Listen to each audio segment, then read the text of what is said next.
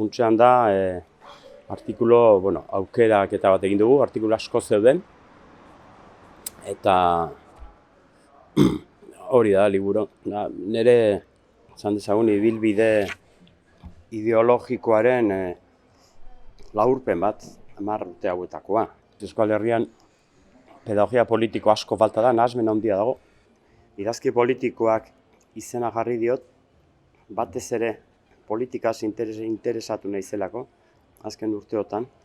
Baina ez politika konbentzionala, askotan jendeak politika entzuten du eta ikusten ditu lehendakaria eta Otegi eta Pedro Sánchez eta alderdi politikoak, eta uste du hor bukatzen dela politika.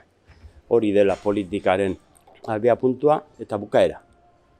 Baina politika berez hori baino gauza handiagoa da, zabalagoa da. Politika da nolabait disiplina bat, herri baten nortasuna finkatzeko balio duena, herri hori hobetzeko balio behar lukeena, eta politikaren oinarriak oso sinplea dira, 2, 3 edo 4 oinarri dauzka, eta bat da diagnostikoa egitea.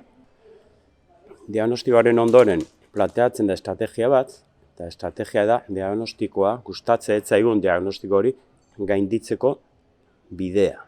Menderatua dagoen herri batean, lorpen bakarra izan liteke independentzia lortzea, estatu propio bat sortzea, bere buruaren jabe izatea, bere baliabideen jabe izatea, eta berak hartzea berari dagozkion erabakiak.